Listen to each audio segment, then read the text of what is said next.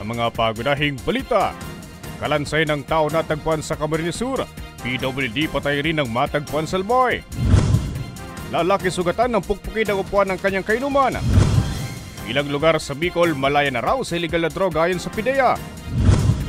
At referral system para sa OFW, tinalakay sa isang pagtitipon sa Legazpi.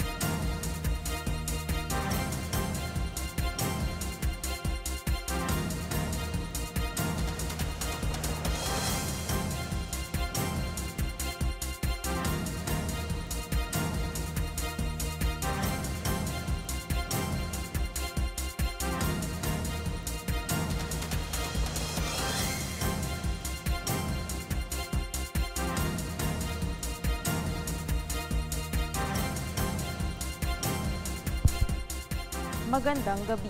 Narito ng mga balitang dapat ninyong malaman ngayong Miyerkules, ika-24 ng Setyembre. Isang kalansay ng tao ang natagpuan sa bahagi ng Mount Isarog Natural Park sa Naga City. Inaalam pa rin ng otoridad ang pagkakakilanlan ng biktima. May report si Angeline Dagta.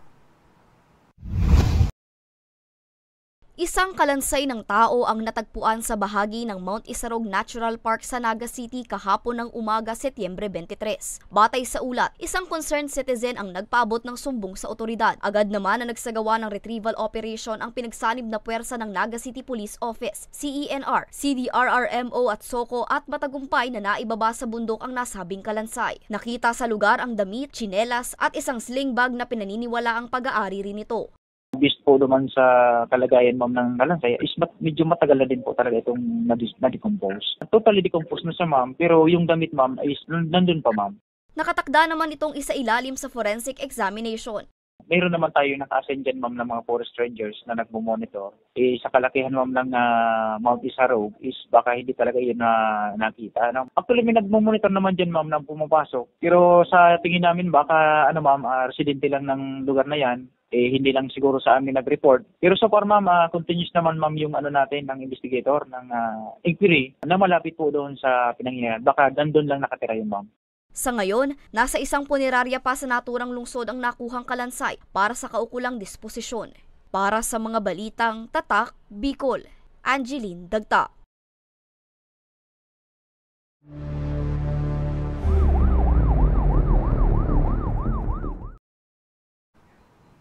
Sa Ligao City, isang bangkay din ng lalaki ang natagpuan kahapon. May pagkakakilanlan na ang biktima at nakatakdang isailalim sa otopsiya. May report si Danica Garcia. Isang naaagnas ng bangkay ng lalaki ang natagpuan sa madamong bahagi sa Puro 4 Barangay Omaoma, Ligao City kahapon, Setyembre 23. Kinilala ni Police Lieutenant Colonel Ray Anthony Villanueva, Chief of Police ng Ligao City Police Station ng biktima na si alias Nonoy, 38 anyos, may mental disability at residente ng Barangay Gilid, parehong lungsod. Natagpuan naman ang bangkay ng biktima dahil sa mabahong amoy na umalingasaw sa naturang bahagi. Nakipagtulungan po yung sa atin yung CDRRMO and yung provincial office natin para mapuntahan yung lugar na yun. Medyo malayo siya dito sa sentro. Around 20 kilometers yung from dito sa sentro and naglakad po yung tropa natin sa medyo sa papasok po siya. Naglakad ng around 1 kilometer po. Huling nakitang buhay ang biktima noon pang Setyembre 14 sa kasentruhan ng lungsod.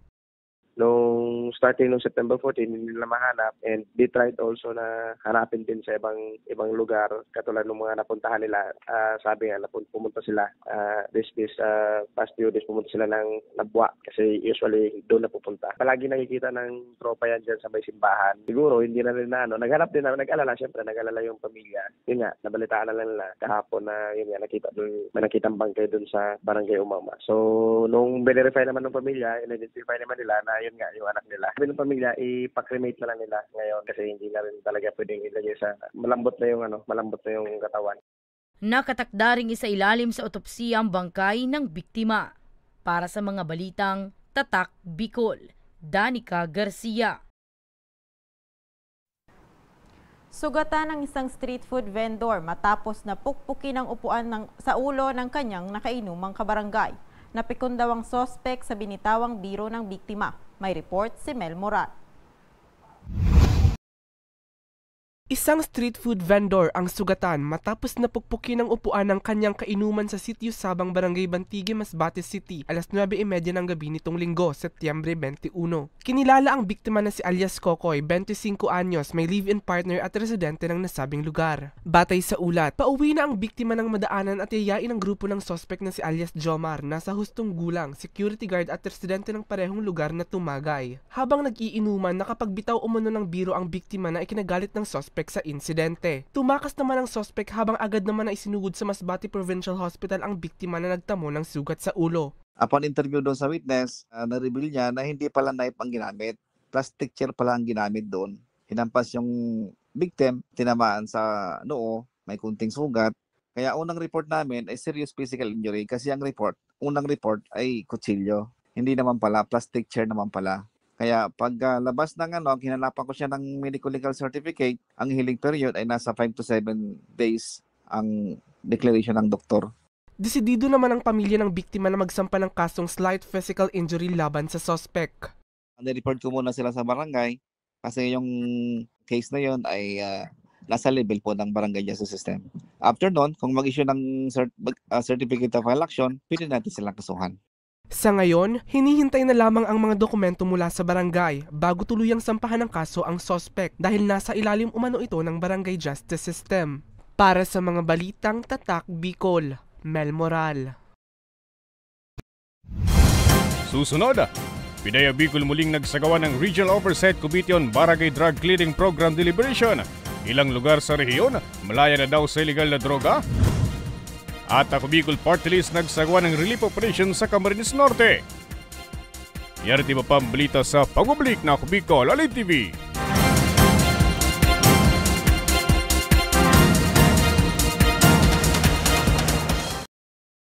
Libo-libo na ang mga nabigyan ng tulong medikal. Bata, matanda, kahit sino man, lahat ng mga may karamdaman, may maaasahan.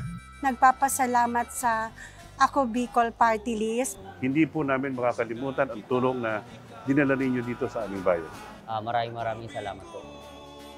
Dahil iisa lang ang tunay na nagmamalasakit. Ako Bicol, katabang na, kasurog pa. Problema sa tubig, agarang binigyang solusyon. Nagpatayo ng mga solar-powered water supply system sa mga liblib na lugar. Libre, malinis at maaasahang supply ng tubig 24/7. Nakulaon ng pagpapasalamat niya mo dahil may kamalilingan habang kami nabubuhay. Nakulaon ining tabang para sa gabos na tao digdi. Salamat po. Para sa ating mga kababayang nasa laylayan, Ako Bicol, katabang na, kasurog pa. Tucked away in the province of Albay, known for its perfectly shaped Mayon volcano, Misibis Bay Resort, a locally owned 5-hectare private island resort. The resort is ready for all those looking to balance tranquility and adventure.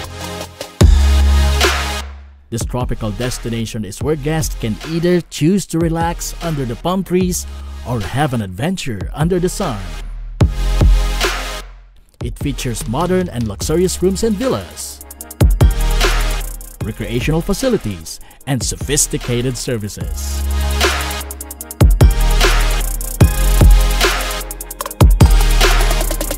Come and experience Misibis Bay Resort, your tropical island getaway.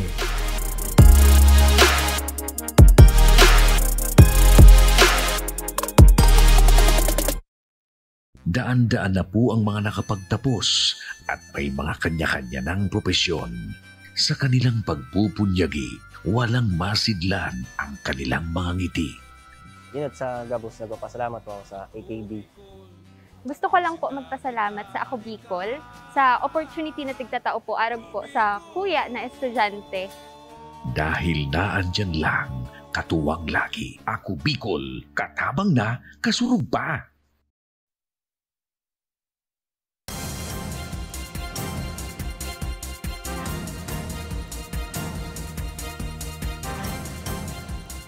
Nagbabalik ang Ako Bicol Online TV. Muling nagsagawa ng Oversight Committee on Barangay Drug Clearing Program Deliberation ang Philippine Drug Enforcement Agency o PDEA Bicol kahapon. Ilang lugar sa rehiyon na idagdag sa listahan ng mga malaya na umano sa ilegal na droga. May report si May Insinares.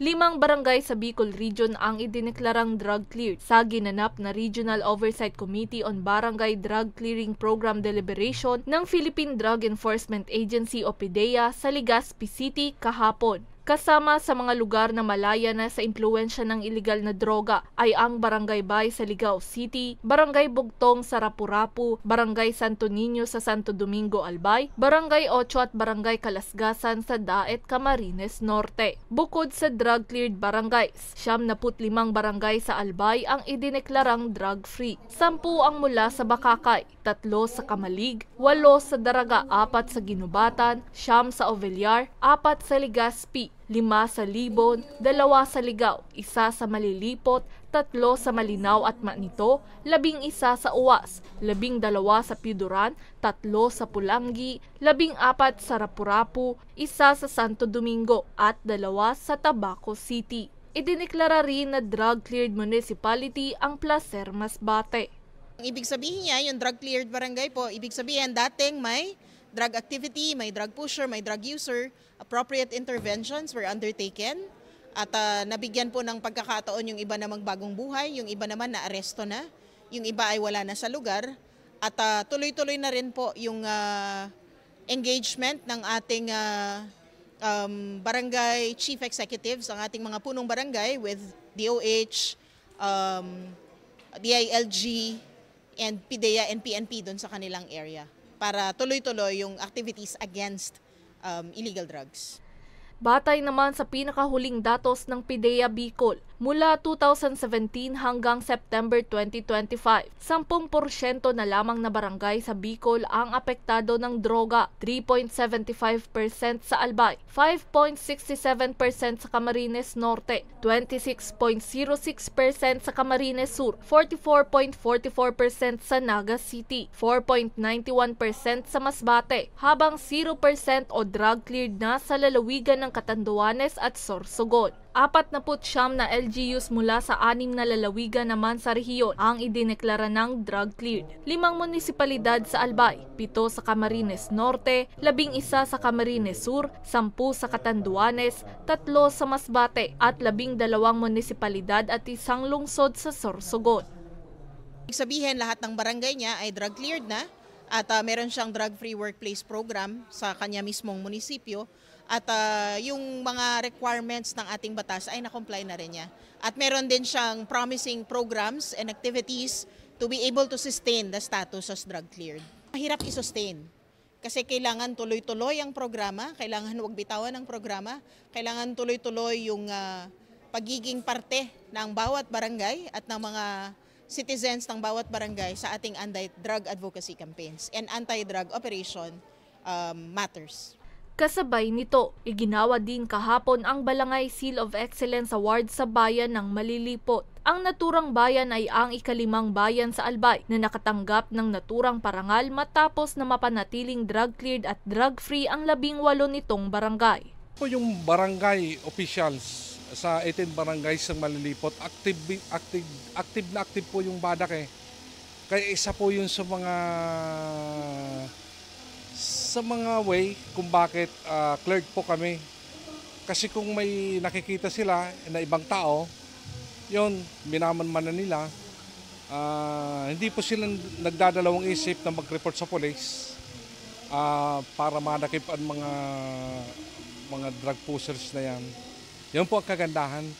Patuloy naman ang ginagawang hakbang ng kagawaran para makalaya na sa impluwensya ng ilegal na droga ang buong Kabikolan. Para sa mga balitang Tatak Bicol, May Insinares. Alamin naman natin ang update sa Bagyong Opong. Nasa linya ng telepono si Pag-asa Weather Forecaster Melvin Almuela. Melvin, malaki nga ba ang posibilidad na maglandfall si Opong sa Kabikolan sa weekend? Just matay na pagkabanggi po sa imong Ma'am Rose sa mga taga-Ako Bicol at sa gabos na tagapakinig kasing taga-subaybay kang Ako Bicol. Sa ngayon natin sa September 24, 2025, sa aldaw ng Miyerkules ng pagkabanggi, hininang sa tuyang data sa update sa kamugtakan kang sa tuyang panahon.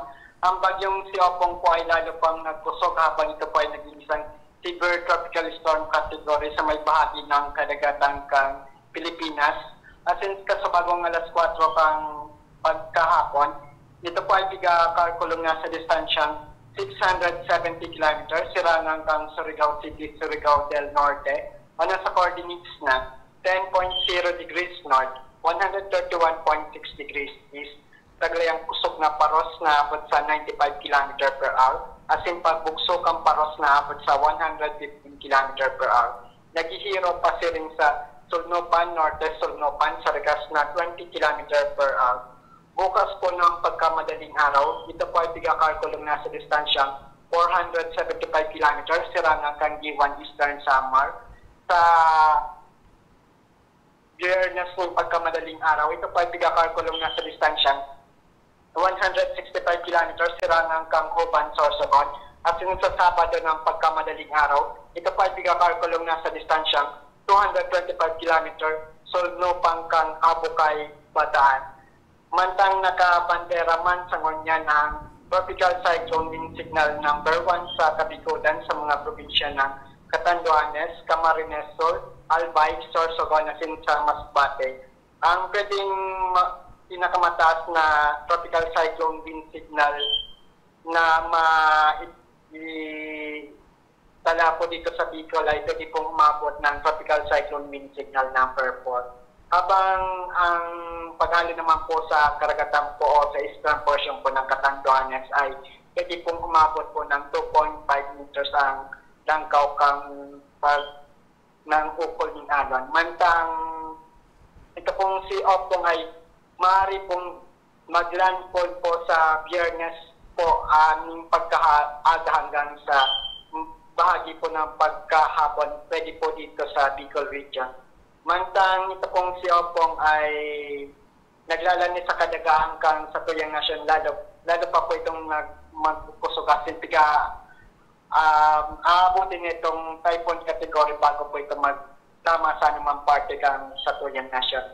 Ito pong si Opong po ay magdadala po ng mga makusog ng mga pag-uran starting po for tomorrow afternoon hanggang buong Biyernes po na maghapon na pwede pong umabot ng 100 to 200 mm sa buong 24 oras ang dala o dami ko ng mga pag-uran.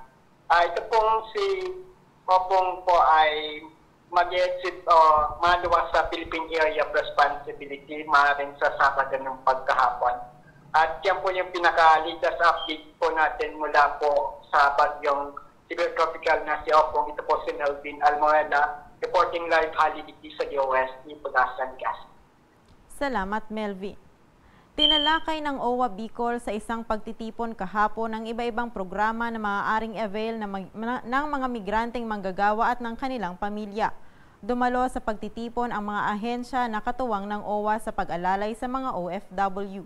Narito ang buong ulat.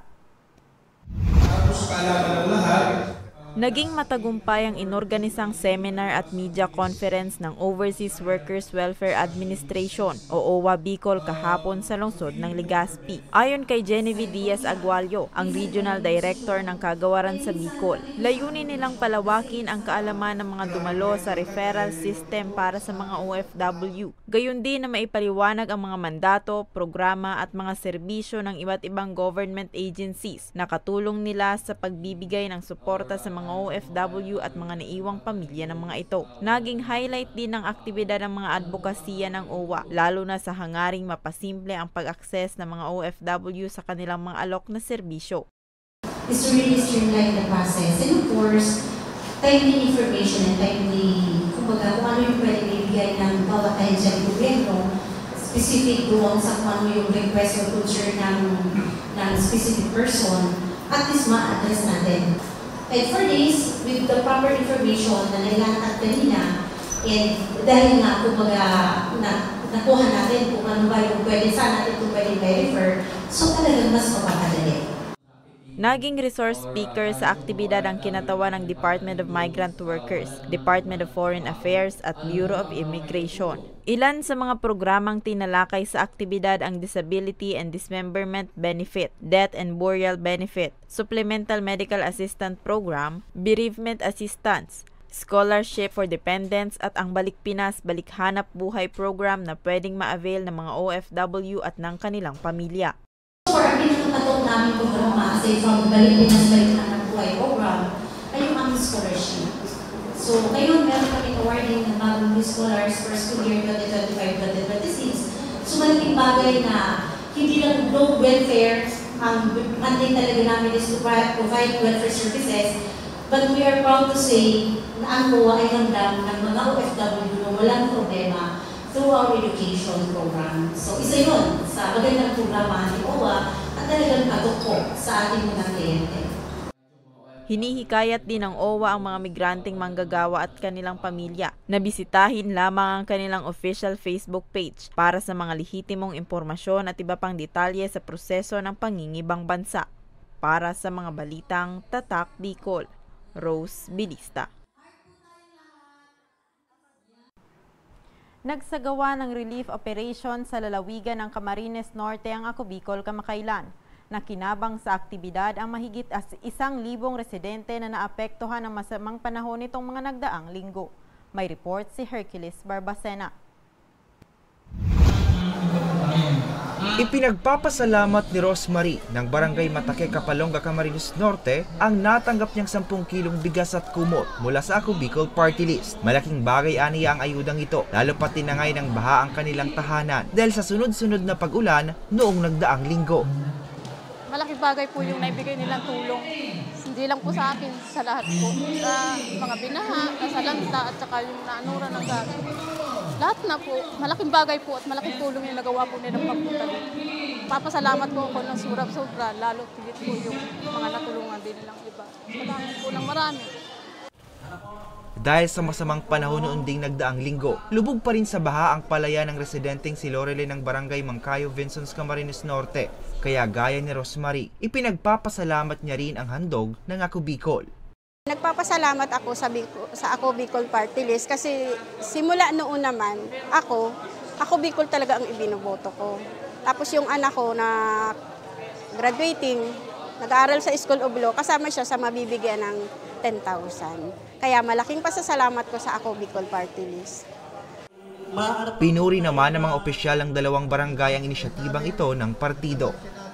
Ay malaking tulong po sa Ako Bicol Party List po yung pong dinala sa aming food pack at napili po sa aming pong barangay sa buong Binson.